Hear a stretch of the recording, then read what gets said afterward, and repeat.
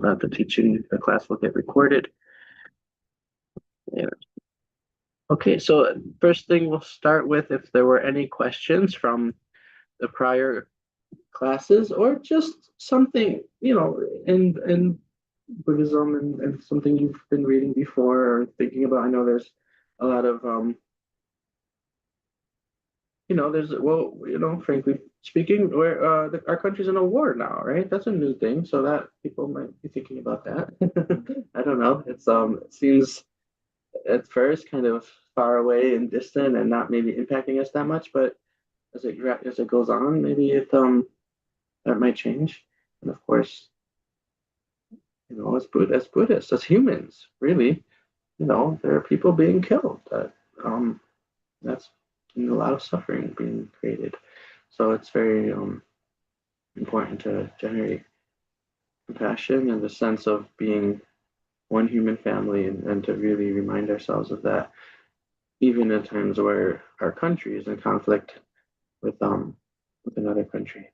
Uh, but did you have a question? I don't mean to say that you have to say something about that topic, but just I have a question about yeah. the way you think about your meditation. So many years ago, I read some kind of book by a Chinese Buddhist, and really talks about being in watching your breath. We use the word rest in your breath. And you were just talking about kind of the hyper vigilance sort of. So it's a little bit of a different. I mean, I think the goal is exactly the same, but how do you feel about that idea, like feeling that you're resting in your breath? Feels good. Sounds good, I should say. Okay. So the word, remember, what is the word in Tibetan for shamatha? Anyone remember? Or good, shine. And the two syllables, so most Tibetan words are like this. They are, I mean, it's basically, if you think about English words and how so many are Latin or Greek, and they're, kind of maybe simple building blocks, some more simple words that you put together, and you have a compound word, and that becomes a new word. That's how Tibetan is. So just, imagine that all English words had one source and they were also English. This is what Tibetan's like. So shine. Okay, what is she and what is ne? She means Shiwa. Shiwa means, I mean, she comes, when you just look at she, it means the full word is Shiwa. Shiwa means peace, right? Shanti Deva, right? Shanti Deva is the author of a wonderful text of Bodhisattva's way of life. So his name is Shanti Deva. Shanti means peace. That's the same as Shiva in Tibetan. Shiva is peace, or sometimes because it's a basic building block word, it has a lot of uses and meanings, but it can mean calm, tranquil, peaceful. It's the word that's often used just for nirvana itself. Not in this context, right? When we say shine, we're not saying it is nirvana, but it's also that word is used to talk about nirvana itself. So it's something very peaceful. It's the idea, right? And then ne, what does the ne mean? Anyone remember? Abiding? Yeah, abiding, right? So ne can also just mean like when you say you're going on pilgrimage. I'm just giving you an idea to kind of expand how you think of this word. When you go on pilgrimage, we say, I'm going around to the different ne, the different abidings, so the word sometimes means specifically a holy abode, not just any, right? But it means, yeah, an abiding or an abode. Yeah. Just ne in this sense is like a place.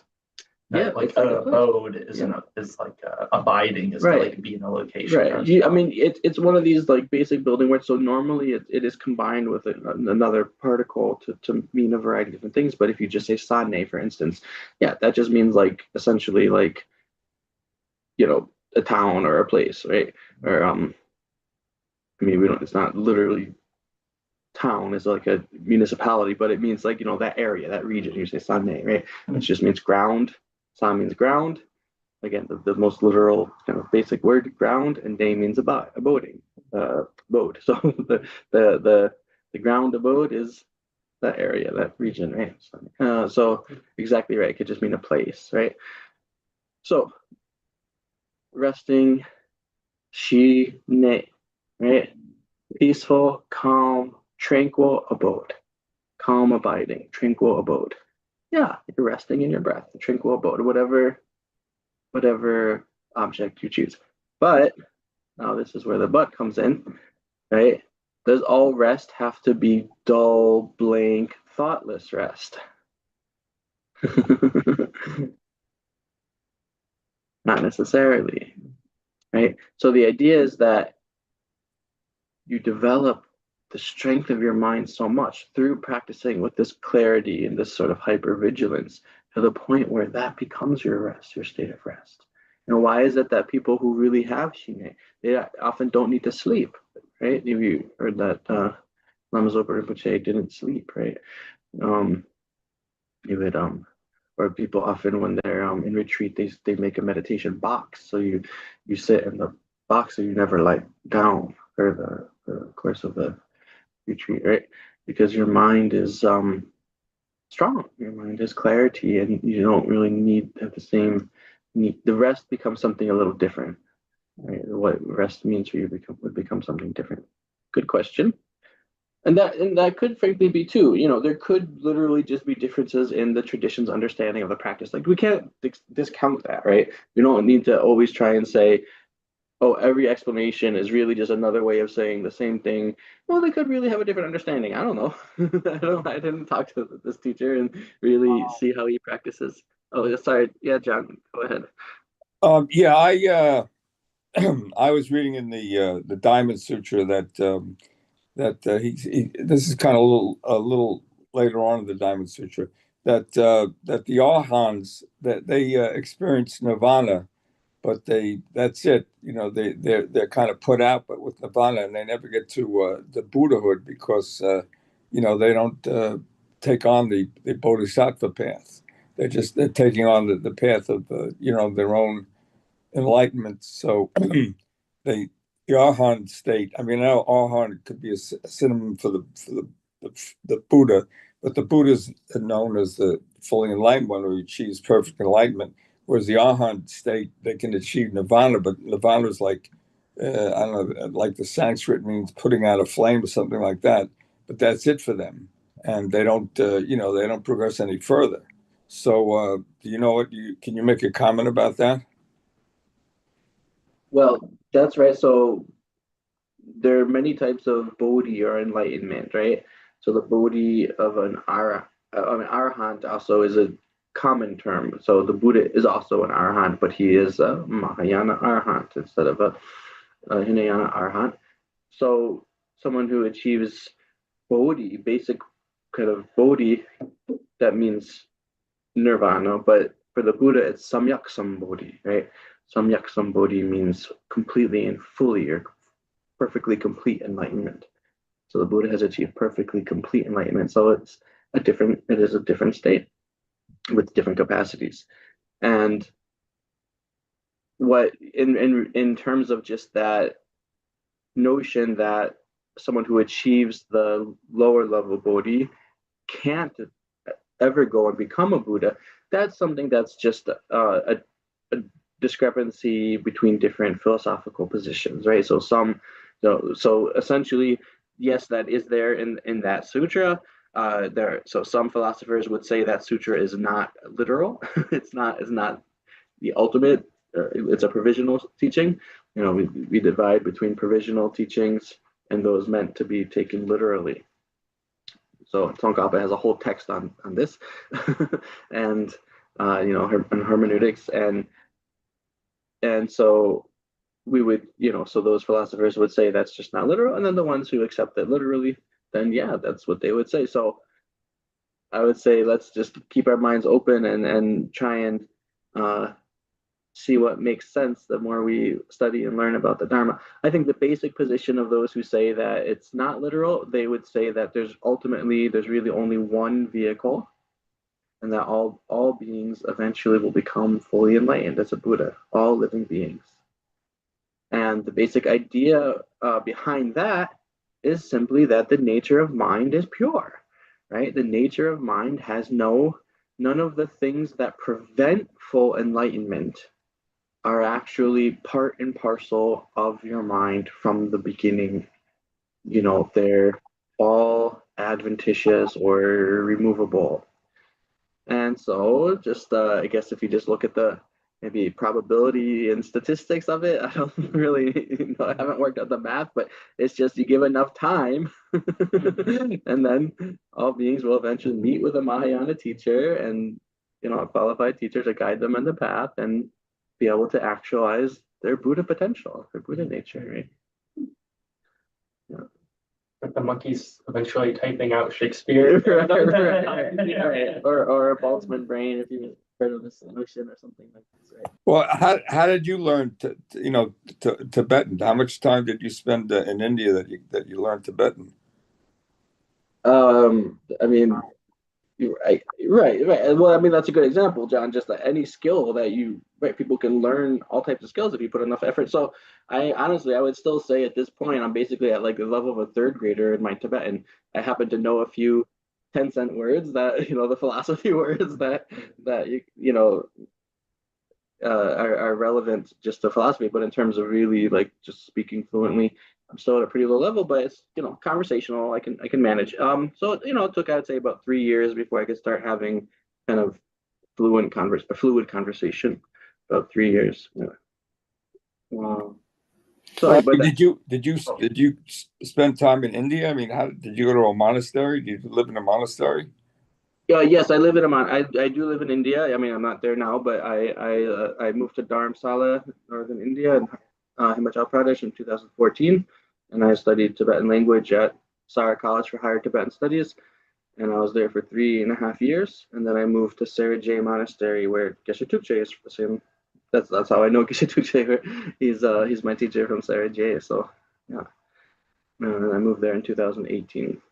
That's in Dharamsala too. Oh, that's in South India. Saryajay obviously it's re-established from the one in Lhasa, Tibet, but that was after the monks fled into exile, they re-established it in the state of Karnataka, which is, I mean, the closest city is Mysore. You've ever heard of that? It's near. It's not far from Bangalore. It's Losan, I have a comment, but not a question. uh-huh. I follow the International Campaign for Tibet, Yeah. and I just wanted to share with everyone that this Saturday, the 14th, there's going to be a free online screening of The Wisdom of Happiness. And I just wanted to share that because I plan on watching it. Yeah, that's great. That's on Saturday, you said? Saturday the 14th. It's a Facebook. Okay. It's a Facebook site you have to follow. It's Okay. for short. Well, It's ICT, International Campaign for Tibet. all right. But if you sign up through them, you'll be able to watch it. All right. Maybe if you can send that to me or someone, then we can send it out on the email list for people to make sure people can see that it's happening. That's great. Okay, I don't have any way to. I don't know who to send it to. Like, I don't have a number. Okay. I could forward it to somebody later. Well, you can just contact at forestofwisdom.love. Any email you get the emails that come from Forest of Wisdom. Yes. So you could just use that email address that sends those out. Okay, will do. Okay, thank you. Yeah, or I mean I remember ICT. It's not hard to remember. I think that's like International Campaign for Tibet, though. I don't know how that would be related to that. Anyway, that's great. Thank you. Yeah, thank you, Deb. Okay, and that's about His Holiness the Dalai Lama. For those who don't know, The Wisdom of Happiness is a new movie about, I guess, a biographical movie about His Holiness. I think it's more like, I haven't seen it yet, but I think it's like it basically interviews with him where he talks about his life and his way of thinking and things. Yeah. Okay. Good. Very good. Okay, so let's go back to the text.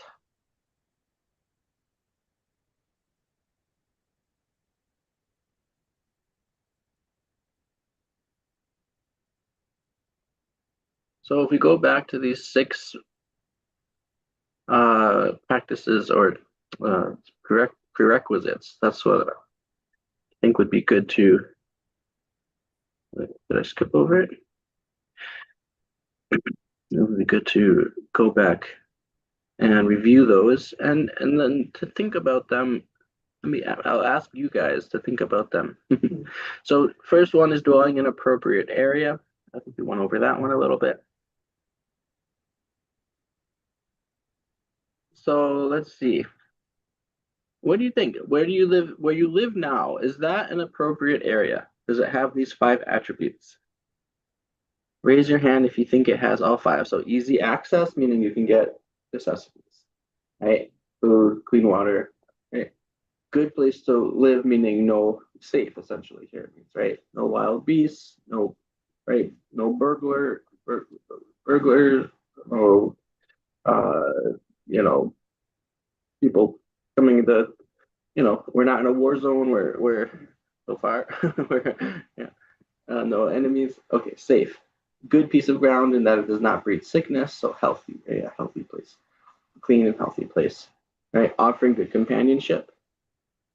So that means people who are similarly pursuing similar spiritual goals, and well situated in as much as that it's quiet, right? It's not too busy and it's quiet. So how many people think you live in a place like that? Not so many, a little bit. Okay. So maybe some of the conditions are there, and some of them could use a little work, right? I'm sorry, I can't see anyone who's. Depends on the day. Oh, Angela, depends on the day. That makes sense, right? Because some days you're busy and there's a lot of people and it's noisy and there's a party or something. Angela, did you want to say something? You can unmute.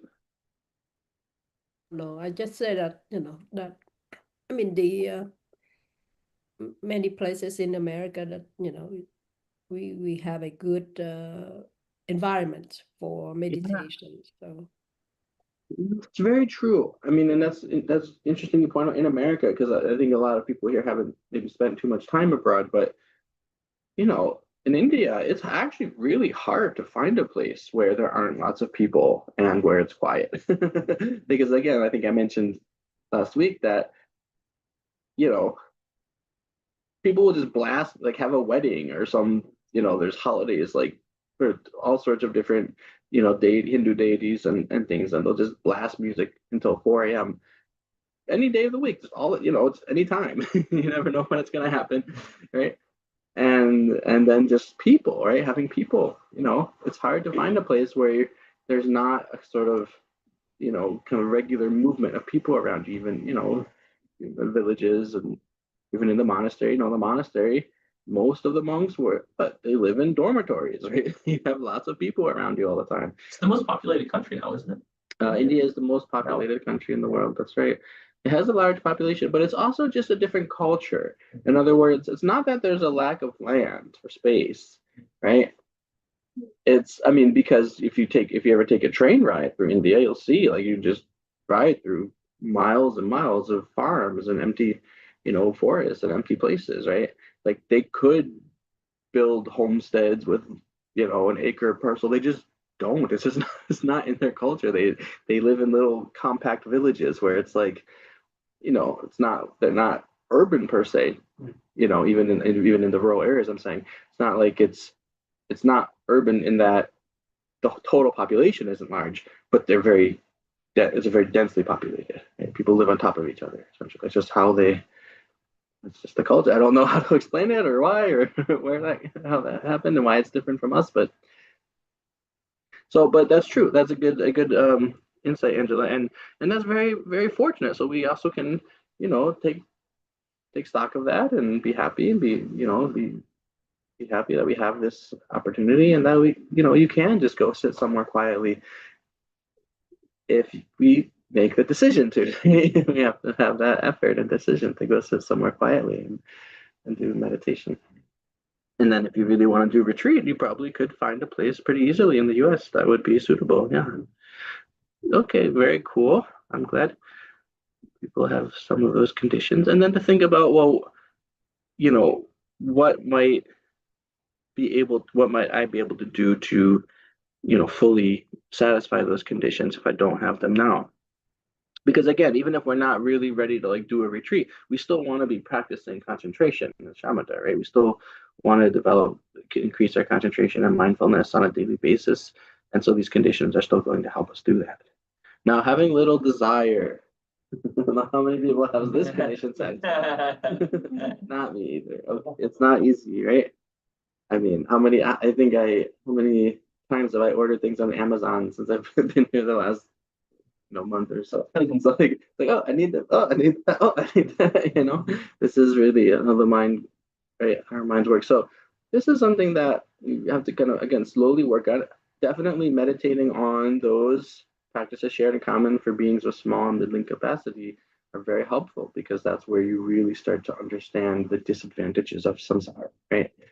And so what are the three main disadvantages of desire? Do you think about just here when we say desire, by the way, really important to understand here, desire means afflicted desire, right? Not all desire is afflicted desire. Not all desire is harmful. So what kind of desire is not harmful? Yeah, want to have any idea? Just you have an idea. Let me ask you actually, do you think that any desire is harmful? What about the desire for enlightenment? There you go. I think that's extremely helpful. Not only not harmful, that's an extremely helpful desire, right? The Buddha certainly would not have, left his palace and spent those 6 years in doing ascetic practices and then went to sit under the Bodhi tree if he didn't desire enlightenment, right? So that's an aspiration. So aspirations are desires, right? In this case. Now, are there any desires which are harmful, not helpful, or harmful? Like what? What about all the rest of them, like sex and All the rest of them, sex. booze? Sex and booze. Yeah. I would say, I think in general, right. So why are those? I would agree with that. Those are harmful, but why? Why? I mean, why is sex harmful? Because it keeps you attached. It keeps you rooted in samsara, and it creates karma. And if you have a relationship, there's no way it's not going to create a certain amount of karma. Very rarely maybe with a relationship with your guru is not going to create karma.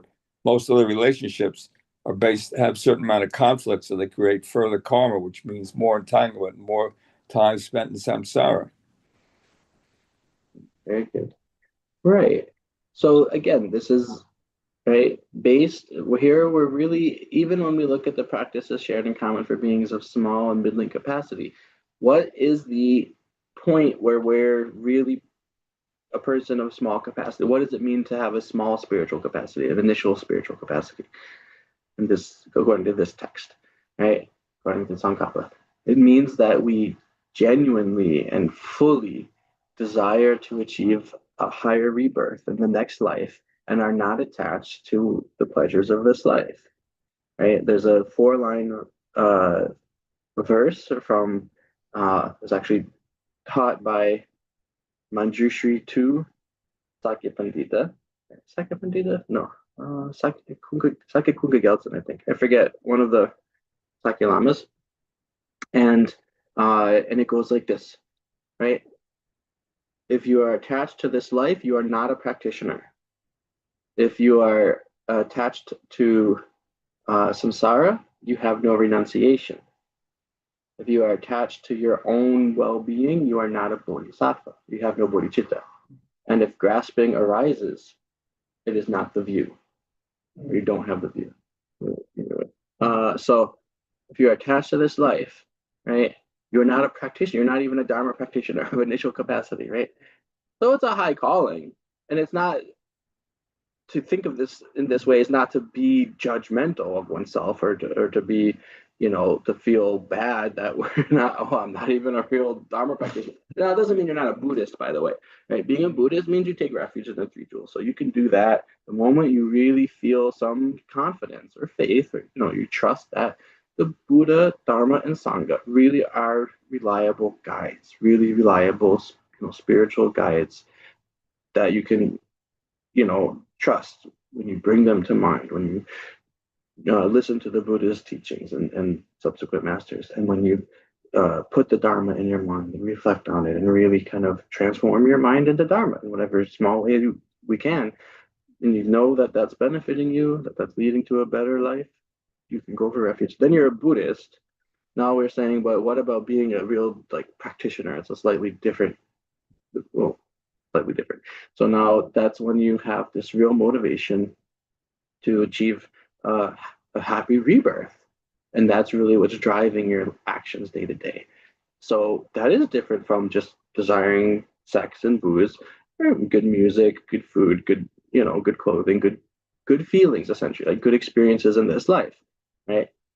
And so the problem is that, the appearances of this life, they're so present, they're so strong. Everything that we experience in this life is like seems so important the moment that it's appearing to us or that we're experiencing it. But what's the problem with it? It's impermanent. Yeah. So that's the big problem. It's a big problem. It really is. If you really think about it, it is a big flaw. I mean, if we're really looking for happiness, we say, "Oh, I really want to be happy." So yes, I'm gonna go and spend all of my time and energy seeking things that will last for 5 seconds and disappear.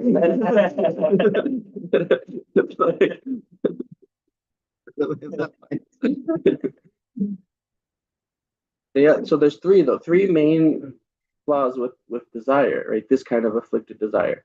So one is that even if we get what we want, it's going to be impermanent. It won't last forever. So even, the thing that, usually most people kind of consider the most important thing, a partner, right? A romantic partner or spouse, right?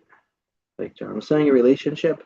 So the one thing you get that, and it's even as good as you thought it would be, it even meets your expectations, right? And you maybe don't even have that many conflicts. It's still at some point, what?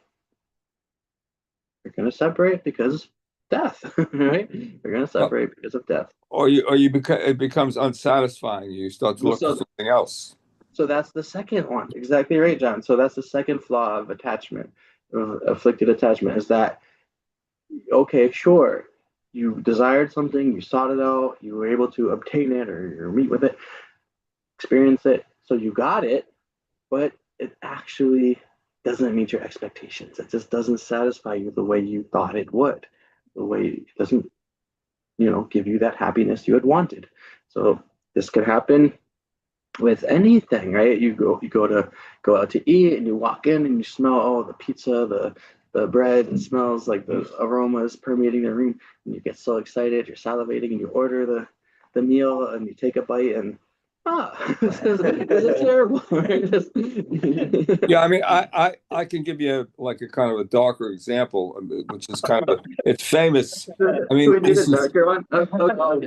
well, I mean, this is Let's keep it PG-13, and that's okay. well, I mean, this is famous I'm a musician, so it's famous in the I mean, I was the one who put it together, but I mean, it's pretty simple to put together. I mean, Jaco Pastorius is considered one of the greatest bass players in the world, particularly electric bass. He's considered the greatest. I don't know if many people have heard of Jaco Pastorius.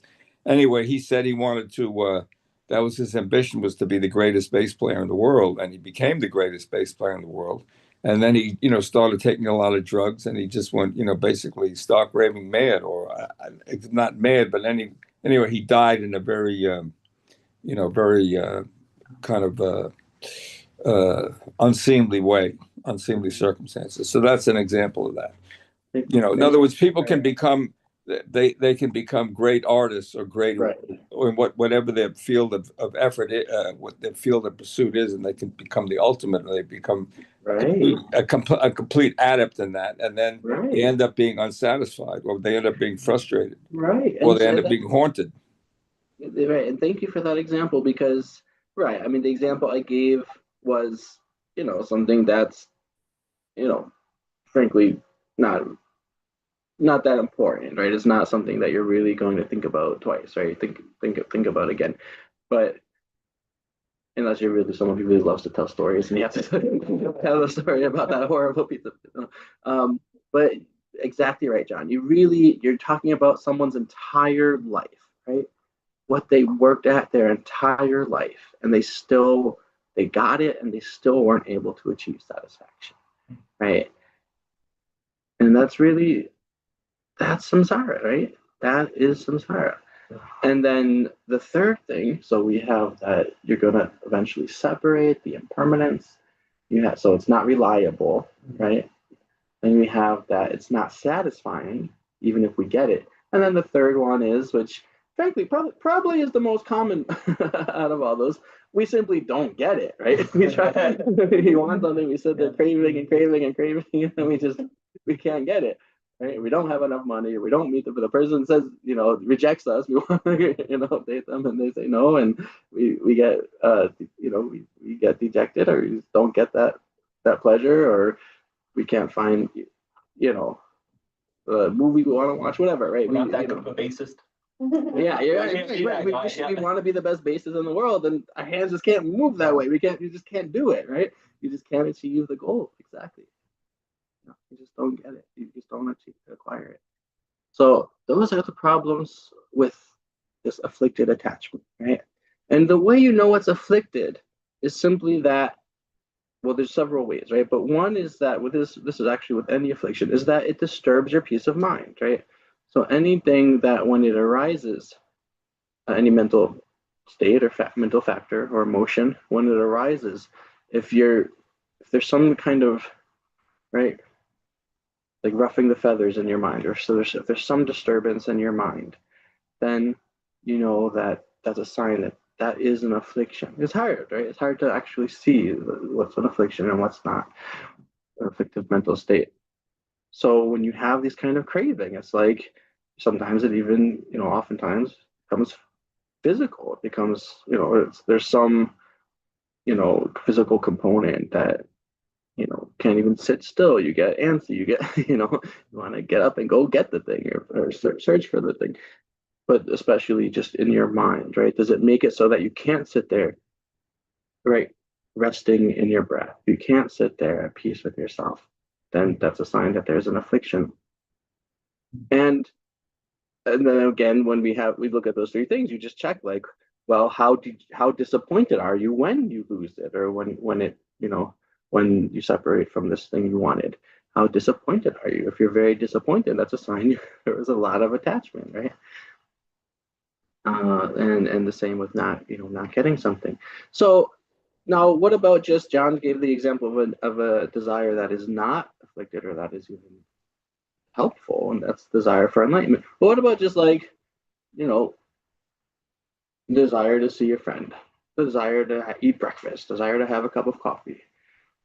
What about those? Would those be helpful desire or harmful desire, afflicted or unafflicted? I would say afflicted. You'd say afflicted. Because Why? you seem to meet those three categories, even getting a cup of coffee or seeing a friend, that's impermanent. Right. It doesn't give you ultimate satisfaction. Right. And that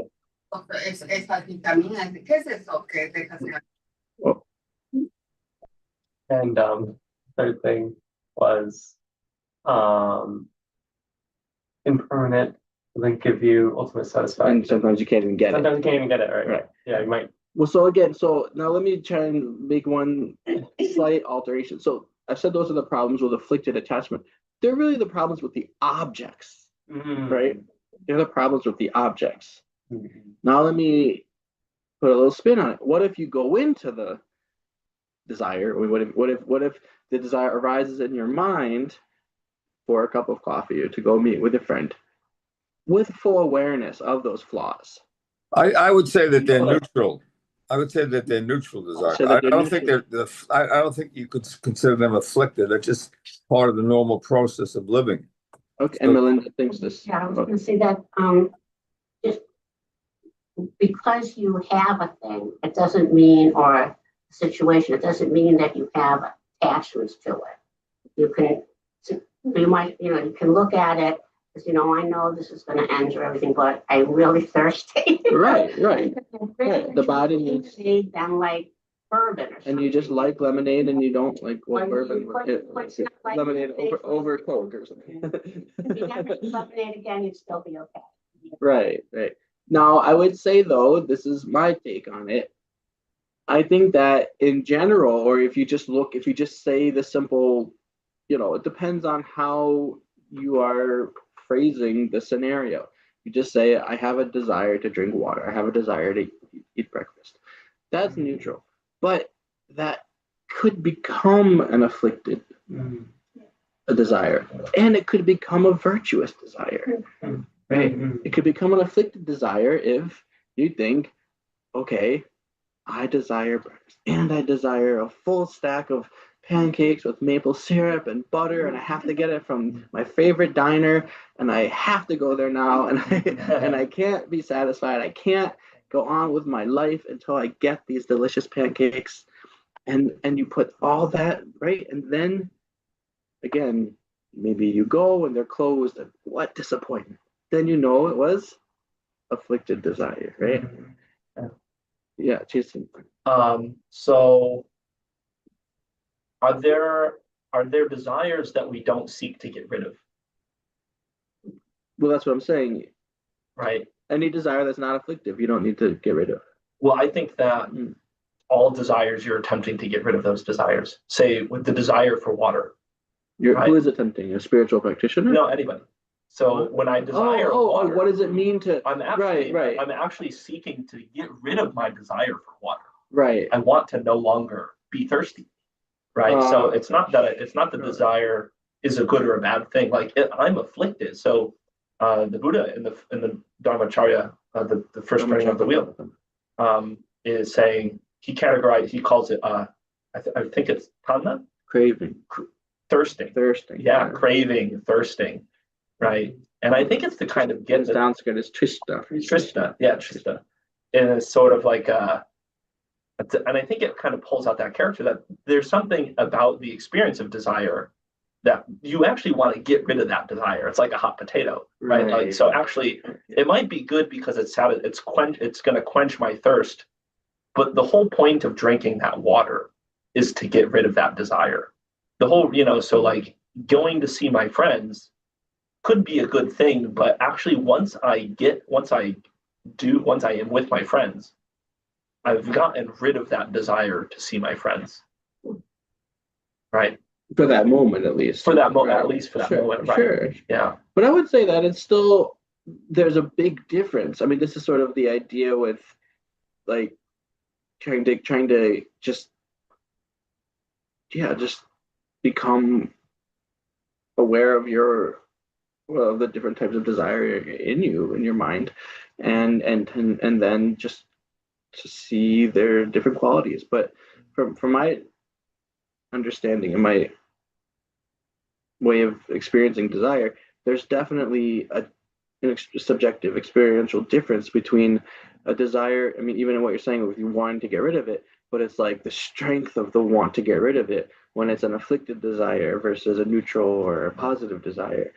I would say, wanting to get rid of it for positive desires, like aspirational desires, I'm not sure entirely it is, right? It's like the Buddha, can you say that the Buddha has gotten rid of the desire to be enlightened? Interesting. Yeah, that's an interesting question. Yeah. I mean, it is actually a big debate whether the Buddha has bodhicitta or not. That's actually like one of the monks will and nuns, everyone who wants to. Sorry. How would you define bodhicitta then?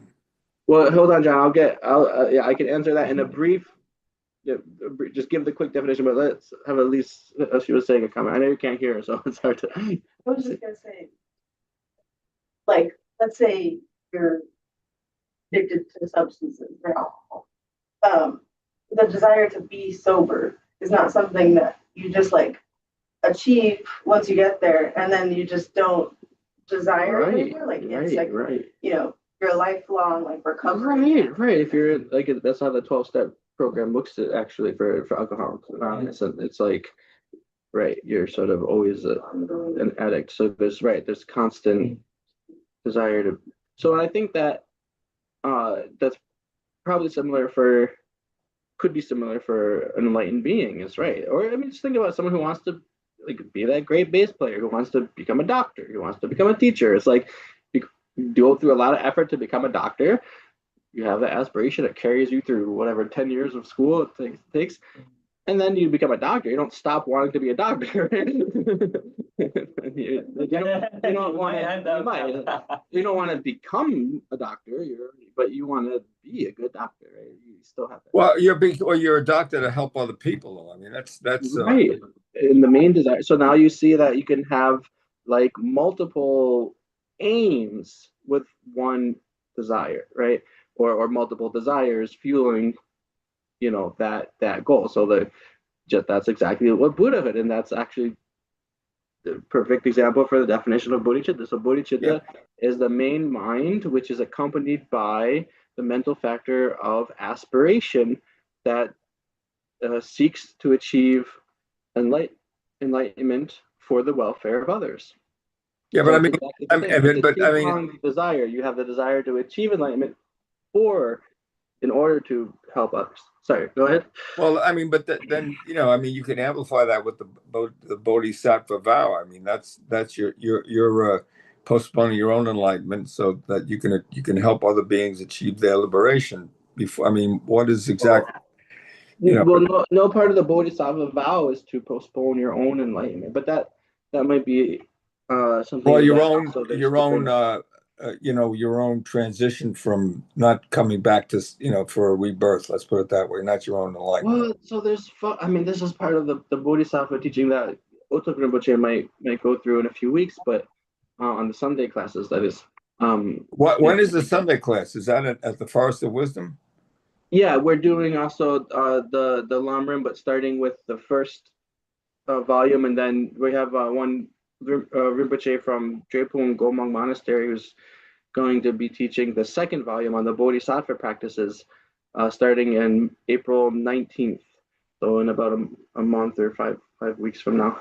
And so I was just I forgot that maybe you didn't know about that, but my point was just to say that there's a lot of teachings on the unique qualities of bodhisattvas, and so basically, I mean, but it's also just all there in Shantideva's text, which I know Geshe Tukshe is now teaching on Fridays, right? So in Shantideva's text, Bodhicharyavatara, he talks about how for someone who really has bodhicitta, right, genuine bodhisattva, it's like every moment they spend, even if they go to hell, they have more joy than someone who's achieved the ordinary nirvana. Because and if someone just says, please give me, a beggar or something, please give, then they experience so much joy just because they know they can help someone, that it's more bliss than the ordinary nirvana of the the people who are not bodhisattvas but have a nirvana. So they still, you're right that they haven't technically achieved nirvana, not exactly the same thing, but because of the bodhicitta, they still have immeasurable joy while in samsara. But let's pause here. I just want to make one answer the question that I posed, that people started giving really wonderful answers to, but the second part of it. So people gave good answers to how a desire like eating breakfast could become afflictive. Well, how can it become a virtuous desire, right? Well, that's when just what we're talking about, when you combine it with bodhicitta, or you motivate it with bodhicitta. So and this is the wonderful thing about this text, laying out this whole path to enlightenment, is that it gives us an understanding of like how to, direct our energy and our mind, our thoughts throughout day-to-day life, throughout our life. So if we cultivate these meditations, then we start to think in our day-to-day life, okay, I'm going to eat breakfast so that I can sustain my body, so that I can continue to study, practice, and achieve Buddhahood for the benefit of all sentient beings. And if you really make that your motivation, and that's part of why we pause and make an offering before we eat, is to remind ourselves of why we're eating, right? So if we do it with bodhicitta there, motivating it in the background, or as the cause of motivation, then that becomes virtuous. So anything you do with the motivation of bodhicitta becomes virtuous. Any ordinary activity. And there are various mind training, like you could say slogans or little verses or lines that you can repeat to yourself throughout the day that are easy for memorizing. When you're walking downstairs, you think, may I walk into the lower realms in order to benefit the beings there? Or when you're walking upstairs, may I, I want to bring all the beings out of their suffering, out of the lower realms into higher states. And when you meet someone on the street or meet someone in a restaurant or in a wherever you go in the club, you meet wherever you are, and you think, I offer a lotus to you, a Buddha to be, right? Something like this, because everybody has the Buddha potential, right? So every time you meet someone, it's like you're meeting a future Buddha. So so all these kinds of things, that makes all those simple daily activities virtuous. Okay, so I just want to end by, because we're still in the shamatha, even though we really talked about desire, to just point out, like, this is one of the 6 preconditions that Tsongkhapa is emphasizing for being able to really develop this single-pointed concentration. So now we've talked about desire a bit. So now, over the next week, try and catch desire in your mind as you're going through your life, and just think about, you're trying to sit there meditating on your breath or on the Buddha or any object you choose, and you don't have little desire. If you have lots of desire and strong desire, and you want so many, you just want things, and you want any objects of the senses, any material objects or people or places or foods or anything. What about career success? That Career includes... success, exactly, right. The same thing. So any of those things, what is that going to do to your concentration? It's gonna mess it up. Gonna mess it up. So try and catch it. Though this is the thing now with practice, is trying to catch the desire as you have it arise in your mind, and think about those flaws that we talked about, which you guys seem to understand. I was gonna ask a question with respect to catching it. Do you think that planning is a type of desire? Oh, well, actually, I think Geshe Tukje is here. Geshe, are you here now? Maybe he can answer. Yeah. Oh, again, we're just at the end of class. Yeah, thank you, appreciate. Please continue. Please continue. No, but Sorry. we just got a question, so why don't you answer the question? Would you like to? Could you answer the question? Yeah. So Jason, you wanna here? I'll turn the computer so you can see. Okay. Hey, Geshe-la. Tashidele. Thank you for coming. Yeah, actually. So the question that we were just discussing on this precondition 2 for shamatha of having little desire, and we were having a big discussion about different kinds of desire and how it shows up. And one of the questions, and because this is definitely something I'm dealing with in my own practice, I find myself almost like planning or trying to figure out what I want to happen. I'm like, oh, is planning a type of desire? Do you think that planning is a kind of desire? Actually, yeah, desire we can divide into two different types. And then before I answer you, firstly, I would like to apologize, because today, unfortunately, actually, there was, a Tibet march, March 10, right? Tibet anniversary of Tibet is uprising. So today, thousands of Tibetan people, right, joined there, gather in the UNO office. Then after that, also to Chinese embassy. And then after finish all this program, when we come back, actually, unfortunately, in the subway E-train, one stop before Jackson High, train is not going stop on the Roosevelt Avenue as usually stopping, because they said, then after that we understood, then we get out one stop before, then we wait another train, local train, not express. Then later now we understood that today one person on that track is a jump into the train track and a suicide. Oh no. So due to that one people, this, right, this crazy things done, thousand people now have this, mistake. I mean, it shake, distant. That's how it is. And then also after that, I also came by bus, city bus. Also, bus was full of pack of people. Yeah. So anyway, this one actually, and today also there are so many people outside. I don't know. due to weather reason, I don't know what today. Yes, yes. At the same time, so many people now crowd outside today. Mm. Looks like crazy things going on. I don't know what. So okay. Anyway, sorry for that. So I heard this after get out the metro. They said one people was also suicide, Jamin, the survey. Before. Okay. Anyway, so desire usually see two types.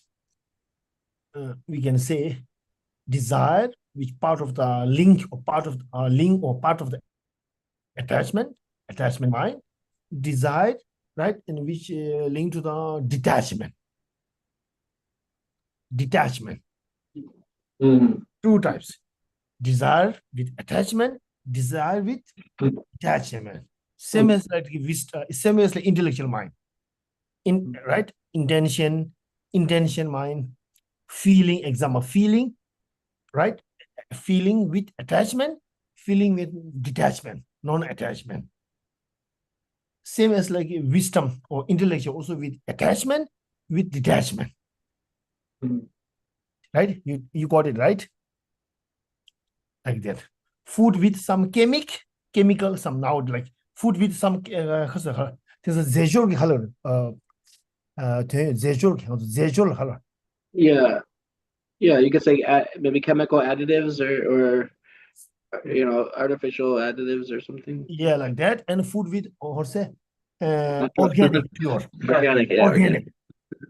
Now the food, right? Food two types: organic, pure, non-organic. Same to same in our mind, also same like that. Two types, right? But example, someone who haven't studied, who is not going to study, who haven't studied in the past, those things maybe they cannot understand that these differences. It's differentiate, those differences. Who have studied, right? Who have studied in the past, who have some knowledge or understanding, and who is going to study, they will get knowledge about this, understanding of this, right? These two difference. And then same to same also like this, our love and compassion. Love and compassion with attachment, love and compassion with non-attachment. Did you get it right? Like that. So now how to this change, right? And through study, through first hearing, then analyzing, contemplating, and then meditation. With these three, then slowly this our current is situation, mind or condition or situation within our mind, mental situation can be changed, transformed from more attachment to less attachment or detachment, slowly like that. As like water filter machine like that. Same to same also like that. Number one, right? This can be changed.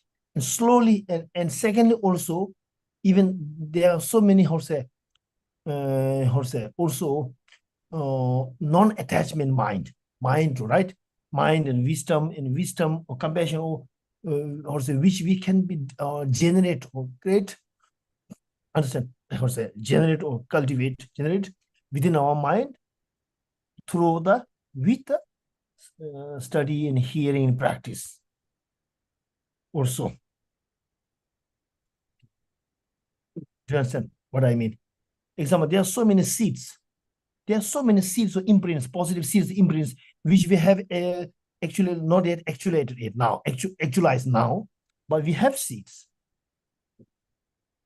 There are so many seeds, and right, seeds of potential imprints, which we need to actualize for that within our mind, in mental state also. So anyway, this attachment, desire has two types, feeling has two types, love and compassion has two types. All these are two types. So therefore, in this mental factor, mind and mental factors, in this 51 mental factor, right, taught by this Asanga, Master Nalendra Asanga, in his text. Also, there are in this 51 mental factor, there are two there is already there are explanation or description about this within the mental factor 51. Also some are attachment part and some are non-attachment for that. So did you get the answer? So planning, he's asking about planning. So planning is the planning part of the attachment or Chershi not? some not gom gap the gonna Chershi chi that choose sumba last dos chegi then it di chegi this some not on the oh is that also desire the child Yeah, actually, planning. I can't say planning mind. It's a planning mind. Planning mind of planning itself is. I can't say is a desire part of, but chashi sigora, chashi samlo sigora, really chashi samlo khora. I don't think maybe attachment itself. Maybe it is maybe intention part of it. Intention semba simju semba yawa. You have to simju semba. Yeah, it's the mental factor intention. Yeah. Well, I mean, you have to plan to meditate. I mean, you have to plan to make time to meditate. So that's positive. Yeah, of course, that's positive, but it's positive mind. But it is a part of the, I think it belongs to the intention mind. One of the mental factor, intention is called right. Yes, it's called intention. Yeah, sowa dushi semba ila chaba rebanga yuwa yuwa. Sowa dushi semba lesto semba. The 5 omnipresent mental factors are feeling, intention, perception, recognition, contact. The rekpa ila jepa is attention. So I think that planning anyway, planning mind of planning, all is positive or negative anyway. Planning itself, I think, is color. I think it belongs to the or part of the intention. But say you wouldn't plan if you didn't have some desire, right? Like your desire, your plans might involve certain desires, but planning is not part of desiring. Planning itself is not part of desire. It is part of the intention, but it can be create the desire. It can be create the desire. Well, I mean, is intention wrong? No. Here we are not talking about is right or wrong or good or bad. Right. But the question is, maybe she's Mr. Jonathan. He's asking about is it desire or not desire? I think it's a part of the not desire. Planning itself is intention. I think intention, but it has connected. It can be linked. Or it can be create a desire and right other feeling and so on. So many other mental factors it can create. So it's kind of neutral. In other words, intention is neutral. Yeah, intention itself is neutral. Okay. And just for the context of the question, I was asking this about that second precondition of having little desires. And I was like, oh, is also having doing little planning, not trying to plan and do all this, because actually this is maybe one way that we conceal, or as you're explaining, and this is helpful, we're actually creating desires by going through these plans, right? That could be helpful or not, right? But yeah, it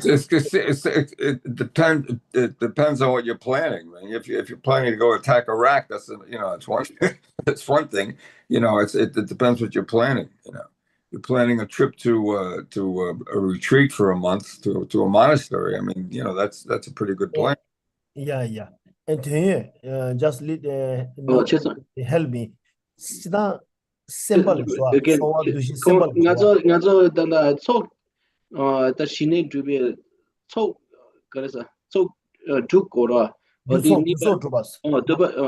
더번 되라 니바 어째서 디 강나 그렇게 되도 제 페나 디어 담대 혼디 단단한 주 남기 디와 소와 두시 셈벌이죠 인텐션 쇼아되요와 지난 인텐션 셈벌이들 셈벌와 인텐션 셈벌들의 낭시기 니요 Sambeleda sembeles niwa. There sambeledi in mental intention. Firstly, Abu Samluna Korgura, this sambele penat the planning store, some Samluna goes to Zoom Ewache, Yaguzu Mata.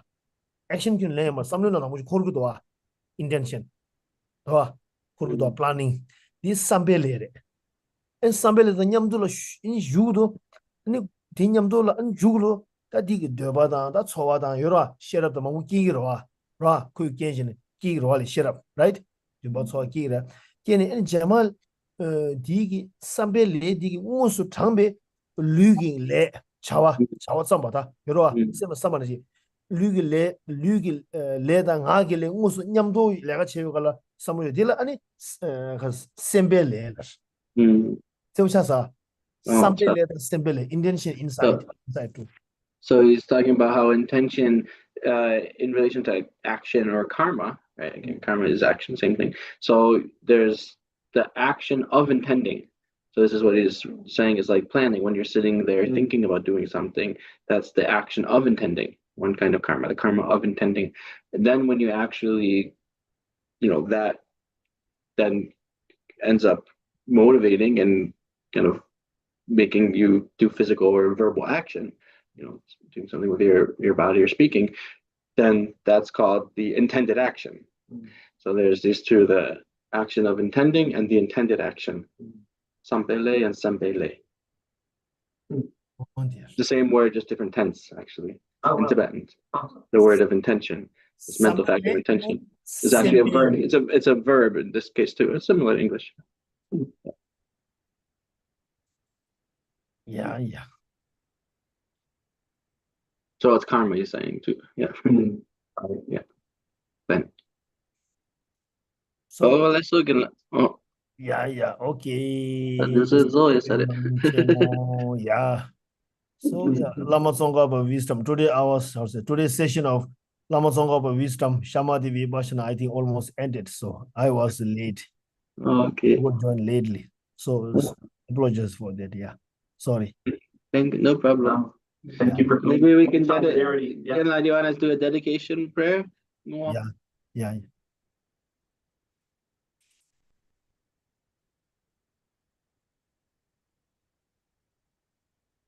Engineer Joembe. May Injim.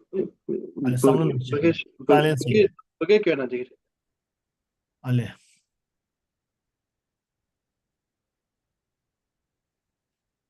Tiri sameg tumo any giver raw. Also that giver lake has our tea to Latin raw. Gewa di giwu tsunami shi tsoso shi tsunami shi lejuwe tabo kunyi toba sho. Chajo simjo rinpoche maje panam kiju shi gewa nyamba meba kone kondo pewa sho doni tawa rinpoche maje panam gewa nyamba meba kone kondo pewa sho. Kanshi rawe kobe shino su penda dewa ma lejuwe ni jere se wa tezi gyazo yu shabe sidi pado tenyu chi.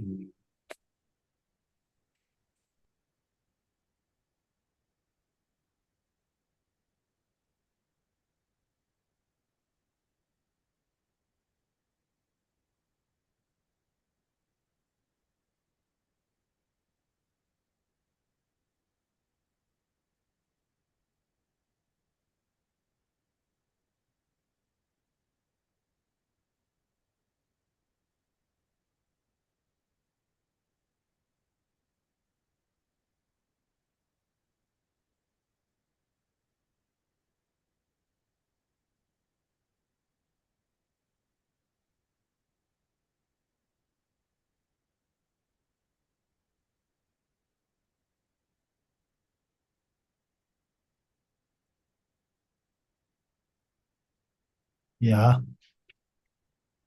Okay, thank you, Hilna. I appreciate all of you. Yeah. Yeah. Thank you, Geshe-la. Yeah. Okay, Chema Jayon. Yeah. Someone put this, maybe she put the link in the chat here. Oh no.